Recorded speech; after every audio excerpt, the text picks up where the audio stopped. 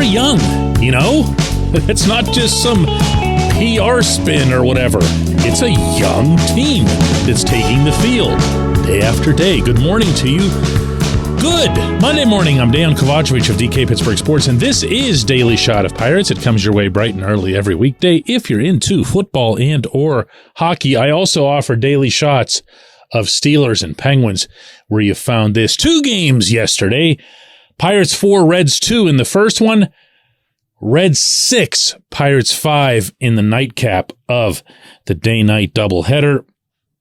I was over at PNC Park, and I'm not going to lie, I was struck way more by the things that the young players did wrong. And honestly, not in some unfair way where I'd be blowing up isolated incidents, and not even in a narrative-based way where I'd be picking on development and instruction and whatever. I do enough of the latter.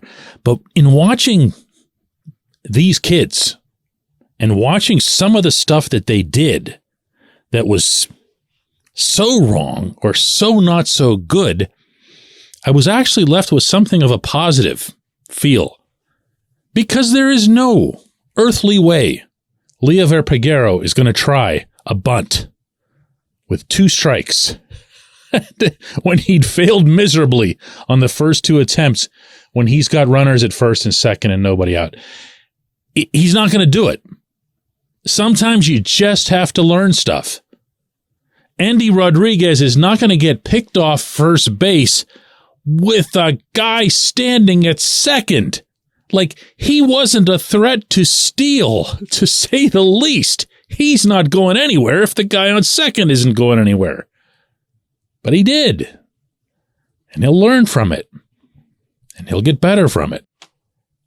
Henry Davis in right field, I mean, I've decreed this subject to be off limits for myself, and I don't want to go back on that, but if he does stay in right field, it's going to be with the benefit of a lot of practice that'll have led into it. You know, unlike all of the practice he didn't get leading into being thrown into that role in the major leagues. And there was more. There was a lot of this. Peguero running into the outfield, catching a pop-up that absolutely should have been caught by Jack Suwinski, to which Suwinski gave Peguero quite the glare. That's going to sort itself out. That's not something that's going to be a lingering issue that's going to be dependent on some brilliant coach at the Pittsburgh level working it out of their system. They're just going to do it. Okay, these are just dumb young player mistakes. Now, could the Pirates have done a better job of preparing them for the bigs? Yeah, obviously. They could have certainly done infinitely better to prepare anyone and everyone on how to put down a bunt, and that notwithstanding, they really need to stop trying. They need to stop pretending that they can coach things that they can't coach. This was Derek Shelton after the game on some of those follies. Yeah, there is a lot to unpack. I think, offensively, we can't get picked off first. We have to get a bunt down. I mean, those are the things that stand out the most. And then, runner at second base in the 9th as a home team, we gotta score a run. Vito didn't make bad pitches, a jam shot that fell between Tree and Davis. So, but we have to execute offensively, and we didn't. I'll say it again, they're young.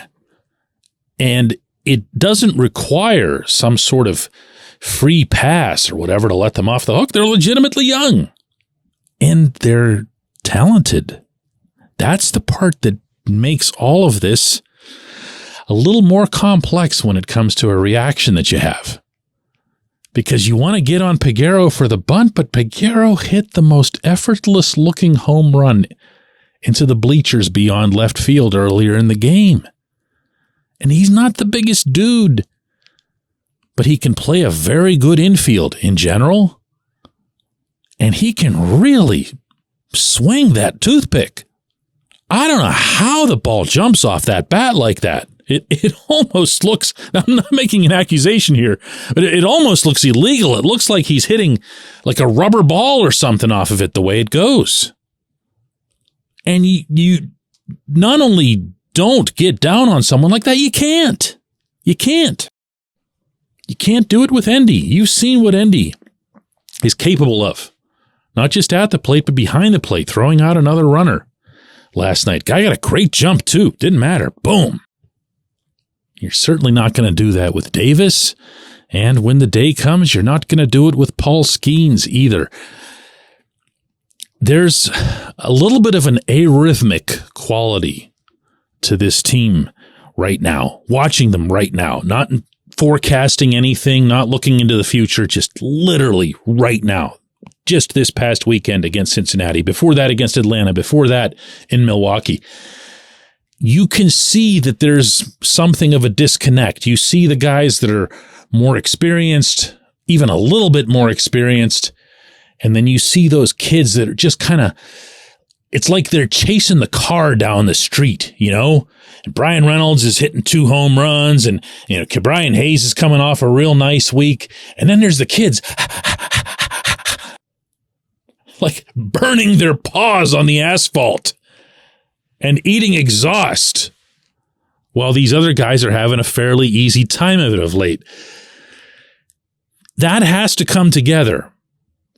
But when you see the young players and the good things that they do and understand that the bad is, for the most part, going to address itself, maybe even Henry's outfield work or whatever it is they end up doing with Henry, you can start seeing some signs of the arrhythmic thing turning into a really nice rhythm. When we come back, J1Q.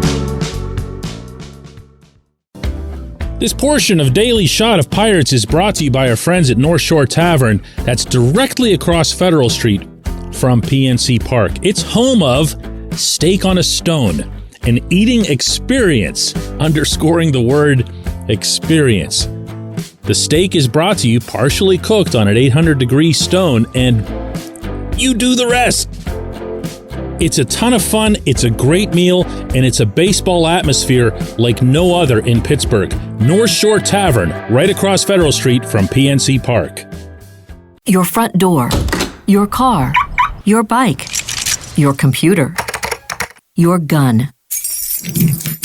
Safety is a habit. Every day you lock and secure your home and everything you want to keep safe. Gun safety and responsible storage are no different, and the best way to help prevent accidents, misuse, and theft. If you have a firearm, own it, respect it, and secure it. Visit ProjectChildSafe.org. Brought to you by the National Shooting Sports Foundation and the Bureau of Justice Assistance.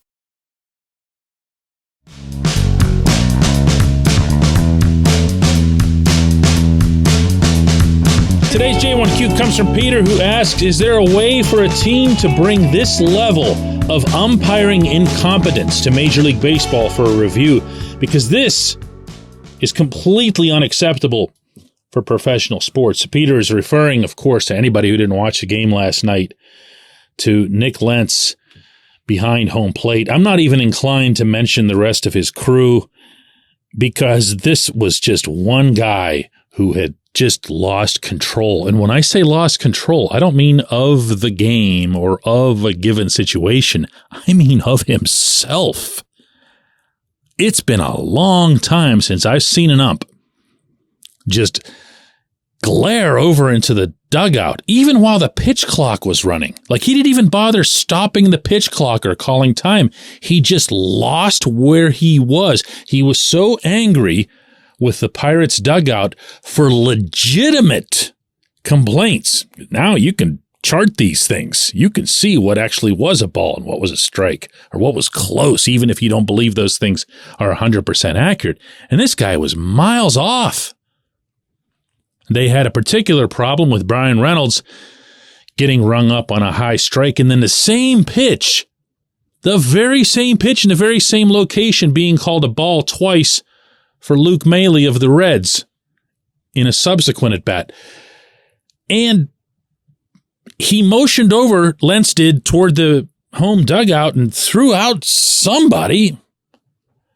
Shelton came flying out of the dugout, and Lentz is now motioning over to the dugout, and he's saying, according to Shelton, I'm going to throw you all out. Just here, listen to Shelton's version of this, okay?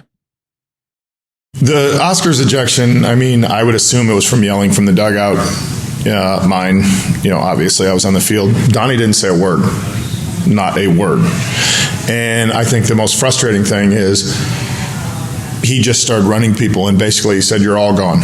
And then when Donnie got out there, he goes, "Well, I don't know who it was. I just threw him out." So that's when, you very rarely see Donnie Kelly lose his cool, and you got to see Donnie Kelly lose his cool. So, the first two warranted, probably. Arguing balls and strikes. That last one, I think he just, I think he just started throwing people out, and he was not aware of what the situation was. This is my fourth year around Shelton, both the manager and the man. I feel like I've gotten to know him pretty well. I've not seen him visibly rattled by an incident the way he was by this one. And I'm not talking about on the field. I'm talking about right there in that press conference room with the words you heard. I don't know if it came across in the audio. I hope it did, but it sure did in that room. The Pirates are tired of getting walked on by umpires. They're tired of feeling, whether it's justified or not, that they're not being sufficiently respected, and they're going to, and this is the part where I would back them most strongly, they're going to go to bat for their best players in particular. Their very best player is Brian Reynolds, who in this game had 2 wonderful catches and 2 home runs. And he's getting hosed by the ump? Come on, man. Come on. Bring the robots already. What is the delay on this? There's no way. There's no conceivable way they could be worse. I appreciate the question. I appreciate everybody listening to Daily Shot of Pirates. We're going to do another one of these tomorrow.